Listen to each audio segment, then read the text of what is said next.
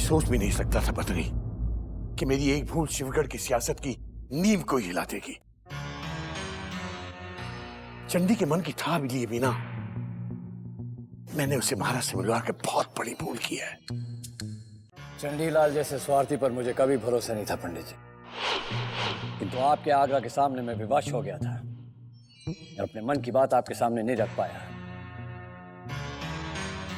मुझे मालूम है यदि मैंने तुम्हें विवश न किया होता पत्नी तो ये चंडी कभी चुनारगढ़ के कारागार से जीवित वापस नहीं आ सकता था। पंडित जी, क्या महाराज शिद्दत को रोकने का और कोई उपाय नहीं? पता नहीं बद्री, मैं तो अपनी तरफ से सारे उपाय करके देख चुका हूं। महाराज पर मेरी बात का कोई असर नहीं नजर आया। समझ नहीं आ रहा महाराज को इस असर से रोकने के लिए क्या उपाय किया जाए। मुझे लगता है पंडित जी कि महाराज शिद्दत को विनाश के पथ पर जाने से रोकने का कार्य केवल महारानी कलावती और राजकुमारी किशोरी ही कर सकती हैं।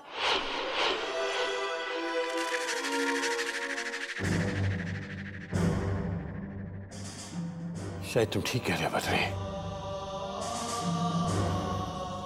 इस अनर्थ को रोकने के लिए शायद अब महारानी कलावती और राजकुमारी किशोरी का ही सहारा लेना पड़ेगा। मैं भी आया।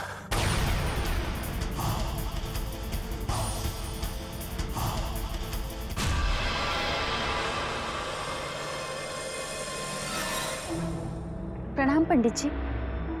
कोमल, अच्छा हुआ तो मिल गई। मैं तो तुम्हें बुलावा भेज रहा था। आप इतने चिंतित क्यों दिखाई दे रहे हैं और अचानक ये महल में ऐसी विचित्र सी शांति क्यों छा गई है? ये विचित्र शांति एक भयानक तूफान का संकेत दे रही है कोमल। एक ऐसा तूफान जो शिवगढ़ को कभी भी तबाह कर सकता है। इस तूफान से बचने का उपाय भी आप ही निकाल सकते हैं पंडित जी। इस समय हमारे वश में कुछ नहीं है कोमल। महाराज की जिद और अहम के सामने हम बिल्कुल बेबस हैं।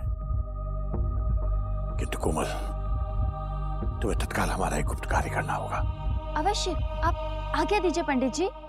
मैं तुम्हें महारानी कलावती के नाम एक गुप्त संदेश दूंगा जिसे तुम्हें तत्काल महारानी तक पहुंचाना होगा। आपका हुक्म सराखों पर पंडित जी, किंतु महारानी की अनुमति के बिना। महारानी की अनुमति की चिंता तुम मुझ पर छोड़ दो। मैं जो कह रहा हूं उसे ध्यान से सुनो। मैं तुम्हें महारानी कलावती के नाम एक गुप्त संदेश लिख कर दूंगा जिसे तुम तत्काल महारानी तक पहुंचा देना।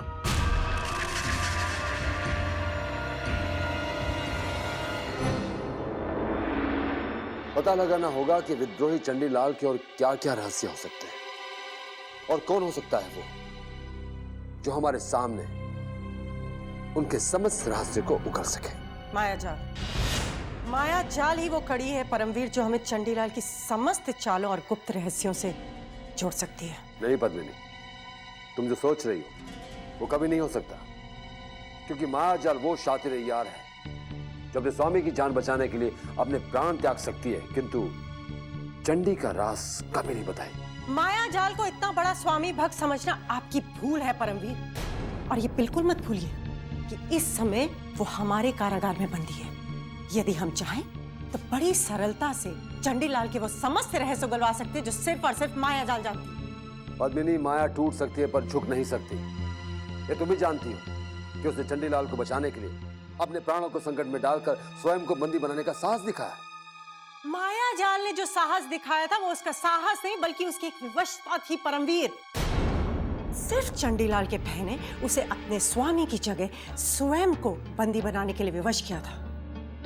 यदि हम चाहें तो माया जाल पर कारागार की इतनी भयानक यातना का प्रयोग कर सकते हैं कि एक ही झटके में वो चंडीलाल के समस्त रहस्य उगल देगी। ये पद्मिनी का दावा है। यदि कारागार की यातना उसे तोड़ ना सके तो हम उसे उस बुढ़ी और अंधी औरत की याद दिलाएंगे जो माया जाल की मां है। अपनी बेबस और लाचार मां को जीवित रखने की इच्छा माया जाल को हमारा कार्य पूर्ण करने पर अवश्य वश कर देगी। अब हमें यह देखना है कि कारागार में माया जाल अपने स्वामी को बचाने के लिए कौन सा नया चाल बुन रही है। चुनारगढ़ के इस कारागार में एक लंबा समय बीत गया। अब शीघ्र से शीघ्र यहाँ से निकलकर अपने स्वामी चंडीलाल की सेवा में शिवगढ़ जाना होगा, किंतु कैसे? कारागार का द्वार खोल दिया जाए।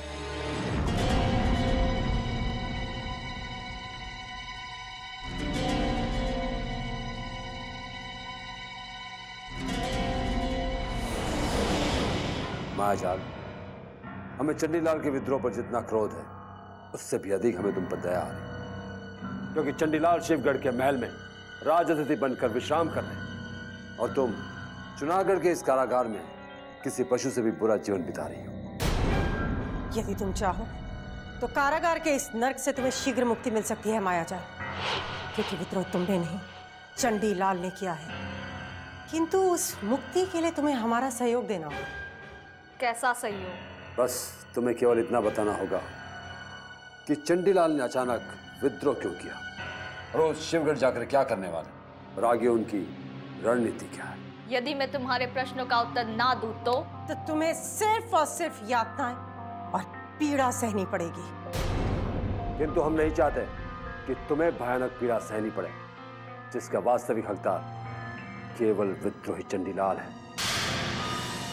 दुर्भाग्य से जिनकी तुम अय्यार हो। दुर्भाग्य नहीं बल्कि सौभाग्य कहो परमवीर सिंह। आदरणीय चंडीलाल जी के लिए अय्यारी करना मायाजाल के लिए एक अभिमान है, जिसे तुम और तुम्हारी ये तुच्छ अय्यार क्या समझोगे? मायाजाल! कहते हैं लोहे को तपाए बिना उसके शस्त्र नहीं बनाए जाते, वो बात तुम पर भी लागू होती है। अब परमवीर सिंह तुम पर तब तक यातनाएं करते रहेंगे जब तक तुम हमारी वफादार शस्त्र बनकर विद्रोही चंडीलाल के समस्त रहस्य हमें नहीं बताओगे। ये मत भूलना कि कहीं यातनाएं सहते सहते तुम्हारी दर्दनाक मौत हो गई तो तुम्हारी बूढ़ी और अंधी माँ का क्या होगा? मुझे मेरी माँ की मौत से मत डराओ पद्मिनी। अपने स्वामी की रक्षा के लिए मेरी माँ तो क्या, मैं अपने प्राण तक खोने के लिए तैयार हूं कि मैं एक अय्यार हूं, और अय्यार के लिए उसका धर्म होता है अपने स्वामी के प्राणों की रक्षा करना, जो मैं आखिरी सांस तक निभाऊंगी। चंडीलाल, अब यदि आप चाहें तो पंडित जी का स्थान और पद दोनों ही छीन सकते हैं। ये आप क्या कह रहे हैं गुरु सिंह जी? वो मेरे गुरु हैं, भला मैं उनका स्थान कैसे ले सकता हूँ? तो इसमें बुरा क्या है चंडीलाल जी? हाँ, जिस प्रकार एक राजा का सिंहासन उसके युवराज को प्राप्त होता है, एक पिता की पगड़ी उसके पुत्र को पहनाई जाती है, क्या ठीक उसी प्रकार एक गुरु का पद उसके शिष्य को नहीं सौंपा जा सकता है? बात तो आप पते की कह रहे हैं गुरु सिंह जी, परंतु क्या महाराज इस बात को स्वीकार करेंगे? महाराज महाराज तो कब से इस क्षण की प्रतीक्षा कर रहे हैं चंडीलाल जी, क्योंकि जो महाराज शिवदत्त चाहते थे पंडित जी अपने बरसों के प्रयास से उसे पूरा नहीं कर पा रहे थे, इसीलिए अब आपके रूप में उन्हें पंडित जी का विकल्प प्राप्त हो गया है। अगर ऐसी बात है गुरु सिंह जी, तो हम दोनों मिलकर 1 और 1 11 बन सकते हैं।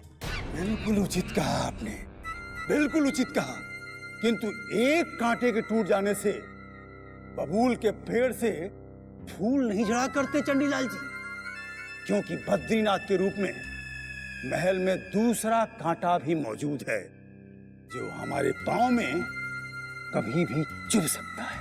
वो कांटा भी दूर कर दिया जाएगा गुरु सिंह जी, क्योंकि बल को केवल बुद्धि से ही परास्त किया जा सकता है। पंडित जगन्नाथ की तरह विवश होकर बद्रीनाथ भी इस महल से अवश्य जाएंगे, ये चंडी का वचन है। नहीं बद्रीनाथ, ही नहीं हो सकता।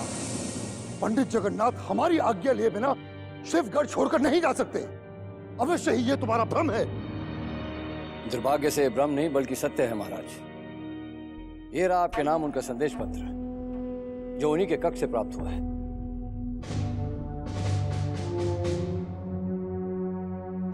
क्या पंडित जगन्नाथ ने पत्र में केवल ये लिखा है कि उनका मन आहत है? इसलिए वे किसी अज्ञात स्थान पर जा रहे हैं। किंतु उन्हें आहत किया किसने? महल छोड़कर जाने से पहले उन्होंने हमें बताया क्यों नहीं? यही बात हमें भी समझ में नहीं आ रही है महाराज। आखिर पंडित जगन्नाथ जैसे बुद्धिमान व्यक्ति को कौन आहत कर सकता है? यदि कुछ होता तो हमें अवश्य बताते वो। पंडित जगन्नाथ का इस तरह रुष्ट होकर चले जाना हमारे मन को बहुत पीड़ा पहुंचा रहा है बद्रीनाथ। हम उनका बहुत सम्मान करते हैं, फिर भला उन्होंने इतना बड़ा निर्णय क्यों लिया? ये हमारे लिए चिंता का विषय है।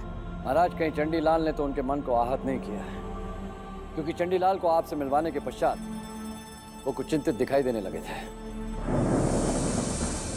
परंतु चंडी को तो उन्होंने स्वयं ही शिवगढ़ में आमंत्रित किया है और वे तो उसे अपना शिष्य मानते हैं। फिर भला एक शिष्य अपने गुरु को कैसे आहत कर सकता है? महाराज, चंडीलाल हमें उस दो-धारी तलवार की तरह दिखाई देता है, जो किसी भी समय किसी पर भी प्रहार कर सकता है। अवश्य कुछ ऐसा हुआ है जिसका कारण हम अभी नहीं समझ पा रहे। हो सकता है पंडित जगन्नाथ चंडी के दिए उस परामर्श से रुष्ट हो गए, क्योंकि हमने उनकी इच्छा के विरुद्ध ही चंडी के दिए परामर्श को स्वीकार कर लिया था। हमें लगता है पंडित जगन्नाथ का अहम ही उनकी रुष्टता का कारण है।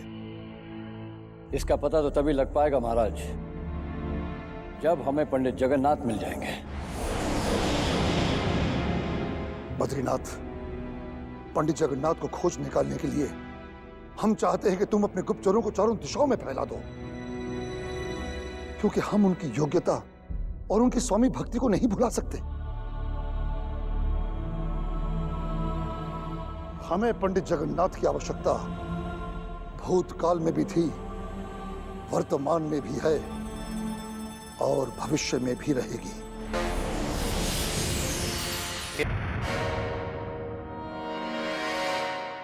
महाबली बद्रीनाथ, मैं आप ही को तलाश कर रहा था। गुरुदेव अचानक महल छोड़कर कहाँ चले गए? चंडीलाल, तुम अपनी चालों से महाराज शिवदत्त को मूर्ख बना सकते हो, किंतु बद्रीनाथ को नहीं। महाराज शिवदत्त को खुश रखने का जो तुमने षड्यंत्र रचा है, उसे हम कभी पूरा नहीं होने देंगे।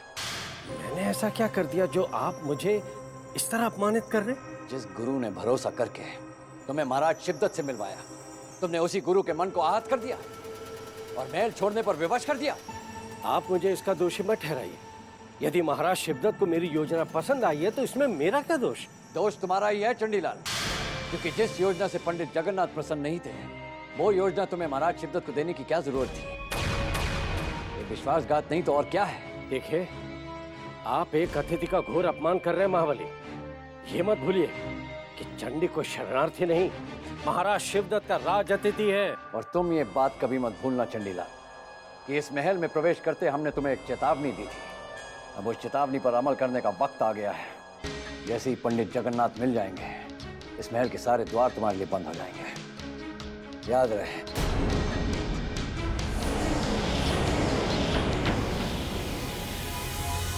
बद्रीनाथ को मेरी चाल का पता चल गया है।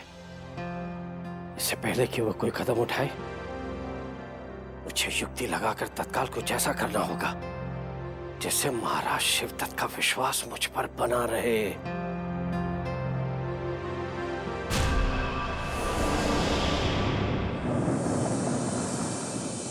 महाराज की जय हो। लगता है तुम्हें भी पंडित जगन्नाथ के महल के छोड़कर चले जाने का दुखद समाचार मिल चुका है चंडी। तभी तुम्हारे माथे पर चिंता की ये लकीरें दिखाई दे रही हैं।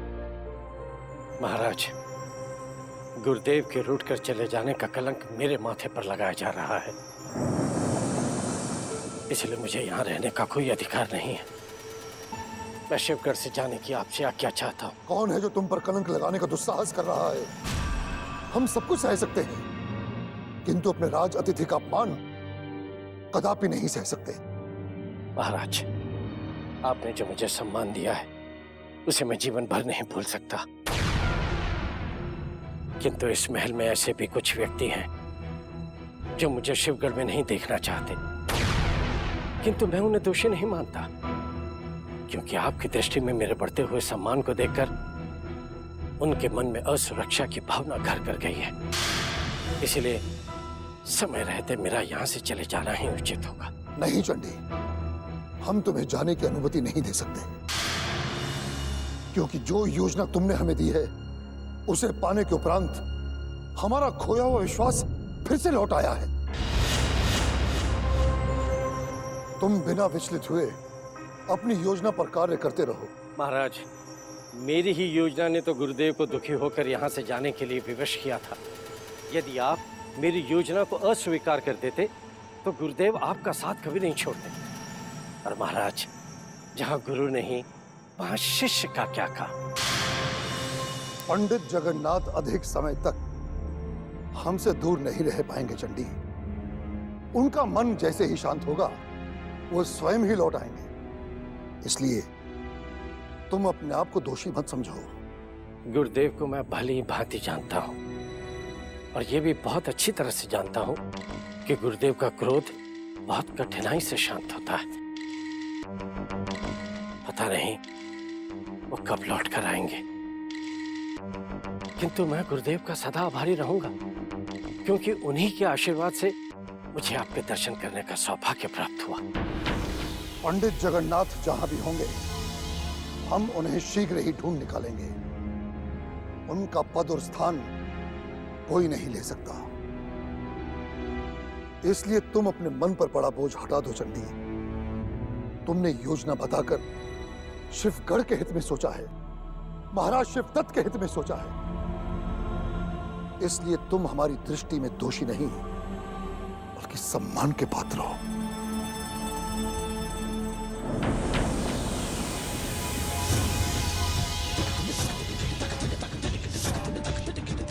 यही तो मैं चाहता था कि चाहे सारा शिवगढ़ मुझे दोषी समझे, पर तो आप नहीं महाराज।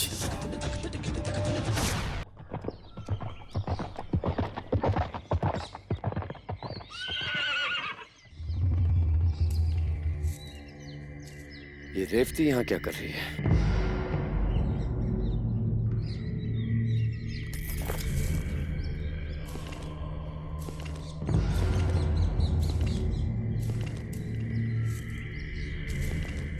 रेवती,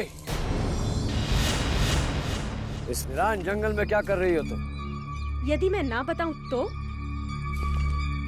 तो इसका दंड भुगतना पड़ेगा तुम्हें।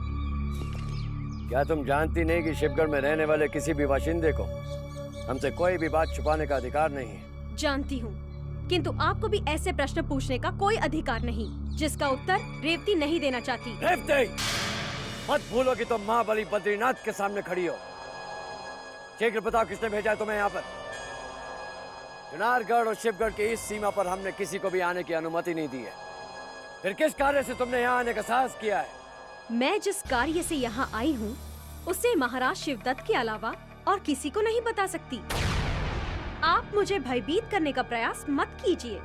शिवगढ़ में भले ही आपका पद बहुत बड़ा हो, किंतु कद में आप महाराज शिवदत्त से बड़े नहीं हो सकते। यदि तुम्हारे स्थान पर कोई पुरुष होता तो अभी तक हमने उसका वध कर दिया होता।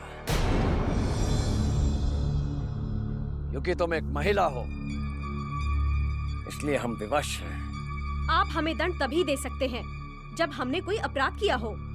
केवल सीमा पर अकेले आने के कारण आप मुझे दोषी नहीं ठहरा सकते। दूर हो जाओ हमारी नजरों से, अन्यथा जो कलंक अभी तक हम पर नहीं लगा था वो आज लग सकता है। जाओ यहाँ से।